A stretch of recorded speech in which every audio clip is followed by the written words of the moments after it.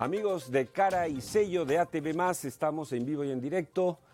Mi nombre es Oscar Díaz, entramos a la última parte del programa con dos entrevistas que ustedes no pueden perderse. Para empezar, estamos con Guillermo Orellana. Él es director de Tecnología Social del Centro de Desarrollo e Investigaciones Científicas Peruano-Chino. ¿Por qué hemos invitado al ingeniero Orellana? Porque normalmente cuando hablamos de terremoto, hablamos de los simulacros, ¿no es cierto?, de salir despacio, pero realmente no hemos visto un análisis de qué puede ocurrir después, porque lo que preocupa, lo que debería preocuparnos, y esta noche posiblemente ustedes terminen más preocupados aún, después de escuchar al ingeniero Orellana, es qué puede pasar después del terremoto con Lima y Callao. Buenas noches, señor. Buenas noches. Orellana. Bienvenido. Vamos directo al punto. Al punto. Para empezar a ubicarnos.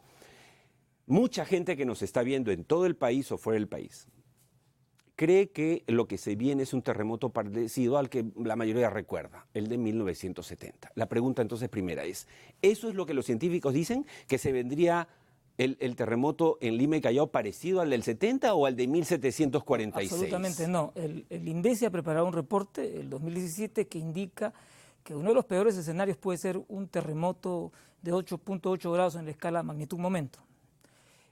Nosotros tenemos... 8.8 fue el de 1746. 746, aproximadamente. Eso es lo que se especula en base a data histórica, sí, porque se ha escrito libros sobre esto. Ajá.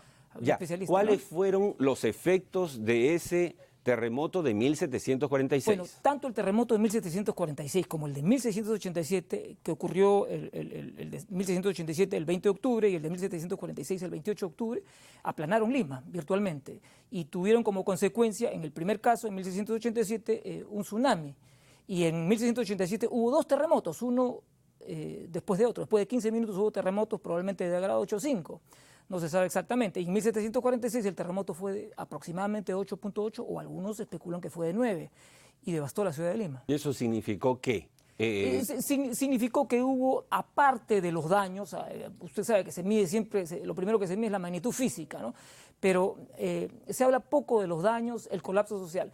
Muchos especulan, como el historiador Charles Walker, que ha escrito un libro que se llama Colonialismo en Ruinas, que habla de este terremoto, que después del terremoto las consecuencias fueron grandes. Inclusive él dice que después del terremoto se pudieron implementar las reformas borbónicas que dieron, y todo cambió, ¿no?, para la iglesia, y después de eso, esas reformas borbónicas en el Perú produjeron que Túpac Amaru se rebelara. Imagínese usted las consecuencias políticas, ¿no?, históricas. Ahora, estamos hablando de 8.8 como una posibilidad. Ahora, cuando pasa, porque la gente no sabe, la mayoría, cuando pasa uno de 7 a 8, 8.5, el crecimiento no es aritmético. No es lineal. No es lineal. Exactamente. Entonces, esto lo repiten los sismólogos y los especialistas cada año, cada vez que hay un terremoto. Hasta uno de ellos dijo en tono de broma hace un par de años, dijo, a mí me llaman cada vez que hay un temblor para que diga lo mismo. En realidad, esto debe saberlo la gente y recordarlo. De un terremoto 7 a un terremoto grado 8 hay 30 veces más liberación de energía. No estamos hablando de las características del sismo, la aceleración y todo lo demás, y otras circunstancias, ¿no? Y de un 7 a un 9 hay 30 por 30. Es una escala logarítmica. 30 por 30. 900 veces más liberación de energía. O sea que estamos hablando de un monstruo. No existe memoria viva que pueda hacernos recordar del terremoto de 1746. Gente como yo, que tengo 62 años, puede recordar el terremoto del 17 de octubre de 1966, puedo recordar el terremoto del 31 de octubre de 1970 y el de 3 de octubre de 1974, que fueron bastante fuertes. Pero yo, que he vivido esos terremotos, no puedo ni siquiera imaginarme lo que puede ser un terremoto de grado 8.5, menos 8.8. Se han anunciado simulacros para un terremoto de magnitud 8.5, en magnitud momento, pero el INDECI emite un informe de escenario sísmico en base a un 8.8. Entonces, ¿nos estamos preparando para un terremoto de esa magnitud o nos estamos preparando para algo menor? ¿Qué puede pasar con un terremoto de 8.8 en Lima y Callao? Mire, las consecuencias son tremendas. El INDECI, que ha hecho un excelente trabajo con este reporte, creo que necesita todavía trabajar más en el tema de la vulnerabilidad. La vulnerabilidad se determina con magnitudes de carácter físico. Por eso. Pero hay magnitudes de carácter circunstancial. Ajá. Puede haber un fenómeno en el Niño, como en 1687, que acompaña a esto. Ya, pero sin esa catástrofe. Y sin esa catástrofe, bueno. ¿Cuántos muertos, cuántos heridos podrían darse en Lima? INDECI habla de 110.000 en este informe, 110.000 muertos, y habla de casi 2 millones de heridos. 110.000 muertos, 2 millones de heridos. Obviamente eso significa que algunos hospitales se van a caer. No, esto se viene anunciando desde 2012. Tengo como 10 reportajes de periódicos que dicen que los hospitales van a colapsar, los más grandes. Ajá. Ahora la pregunta es, con esos números, porque para algo sirven esos números, ¿cómo vamos a hacer para atender a los heridos? Ajá. ¿Cómo vamos a hacer para atender o rescatar a los supervivientes, los que han caído en las casas que han colapsado? Que son muchísimas. Y además supongo que ante un sismo de esa naturaleza, obviamente Sedapal va a tener que cerrar por supuesto. el agua. Hay protocolos. ¿Se va? ¿Por qué? Porque supongo que se van a rajar, ¿no es cierto?, las tuberías. El doctor Julio Curoigua dice que va a haber un efecto cascada, se pierde energía, después se pierde agua, electricidad y el agua.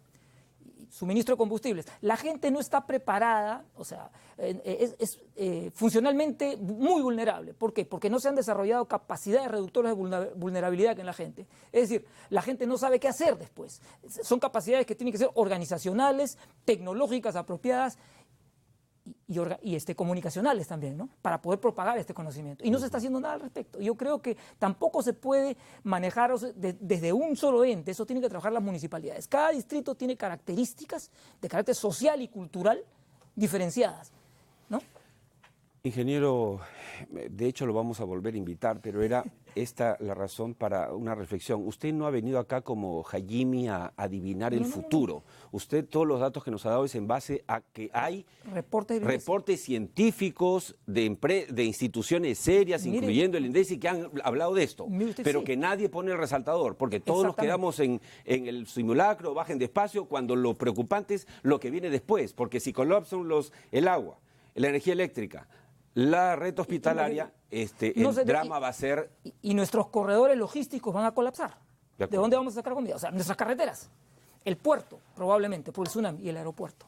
Bien. Gracias por haber estado con nosotros, pero de hecho vamos a volverlo a invitar. Muchas gracias por la invitación. Ahora vamos a escuchar un mensaje de Viceversa Consulting e inmediatamente tenemos nuestro último entrevistado. Paz social, equilibrio ambiental, inversiones seguras. Para alcanzarlos, usted cuenta con un equipo multidisciplinario y de alta experiencia en asuntos sociales, medio ambiente, comunicaciones y redes, seguridad y salud ocupacional, asuntos legales y permisología. Desde hace 19 años, Viceversa Consulting, Gerencia Soluciones. Bien, y entramos entonces rápidamente, así corre el programa, a la última entrevista de la noche, no por ello menos importante, todo lo contrario. Según la información con la que contamos, es probable, además está en los diarios también, ¿no es cierto?, que en los próximos días o semanas, en todo caso que ya vence el EIA, la ampliación del EIA, de la vigencia del proyecto Tía María, el gobierno del presidente Vizcarra finalmente conceda esta licencia de construcción a la minera Southern. Pero esto significa que no que termina la historia, sino que empieza. Y por eso hemos invitado al ex viceministro de Gobernanza Territorial, Javier Fernández Concha. Buenas noches, Javier. Buenas noches, Oscar. Javier, no te asustes que el terremoto ojalá que no se dé, pero queríamos hablar de eso de todas maneras. Pero hay otros terremotos que nos preocupan. El terremoto social. ¿Cómo ves tú el futuro de Tía María en caso que se dé este escenario que acabo de describir? Mira, el escenario social es un escenario cambiante, no es un escenario estático. Y eso va a depender mucho de la estrategia social de la empresa, pero también del Estado, ¿no? El Estado no puede estar ausente. El Estado es el titular y dueño de los recursos minerales y los da en concesión. Entonces, el Estado también tiene que tener un rol mucho más activo en inversión, en capacitación, en gestión a los gobiernos locales. Y te hago esa pregunta, Javier, porque por tu experiencia, además valiosa, has sido el primer viceministro de Gobernanza Territorial, ¿haría mal el gobierno, por ejemplo, en dar la licencia y no acompañar a la empresa Southern? ¿Dejarla sola sería un error o no? Sería un error porque, como hemos apreciado en las entrevistas anteriores, la minería sigue siendo pues una matriz económica fundamental no hemos cambiado, no hemos diversificado lo necesario para cambiar de matriz económica, entonces la minería sigue siendo fundamental para el Perú. Y el Estado debe y tiene la obligación de acompañar a las empresas mineras en este desarrollo, no solo por la empresa minera, sino por la población local. La población local también tiene un derecho a desarrollarse y que el territorio se desarrolle. No es un solo lado de la moneda, hay dos lados de la moneda, la población y la empresa. Y el En el Estado. caso de Michiquillay, que tú has conocido muy bien, porque además tú eras funcionario importante de una empresa en el proyecto Shawindo, que es en la zona de Cajamarca. ¿Cómo ves el futuro de Michiquillay? Tiene muchos retos. Michiquillay es un proyecto muy interesante, pero tiene muchos retos. Tiene 2 comunidades indígenas, que hoy día se llaman comunidades campesinas. Tiene un reto de los terrenos superficiales.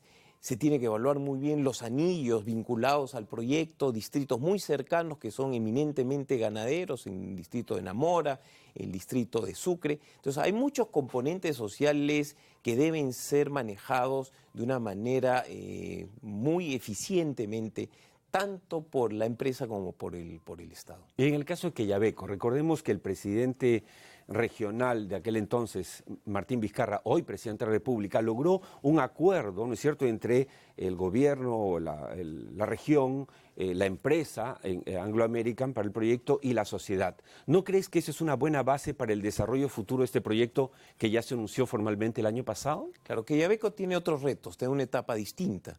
Ahora lo que requiere la población es empleo local.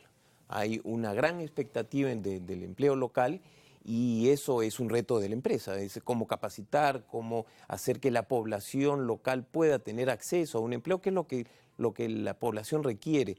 Y lo segundo es el impacto sobre el agua. No siempre el tema del agua es un tema sensible. Creo que esos son los 2 principales retos que tiene Quellaveco, pero que está en un buen proceso, ¿no? En un proceso ya de construcción con las licencias concedidas. Muy a mi pesar, el tiempo voló. Me comprometo firmemente a volverte a invitar y darte mucho más tiempo, porque la verdad es que siendo tú el primer viceministro de Gobernanza Territorial, tienes muchas cosas que contarnos. Muchas gracias por haber estado con nosotros. Bien, amigos, eso ha sido todo por hoy. El tiempo nos gana. Y nada, el próximo domingo nos encontramos en este mismo canal, a esta misma hora. Este es Cara y Sello, yo soy Oscar Díaz, los espero el próximo domingo. Muchas gracias.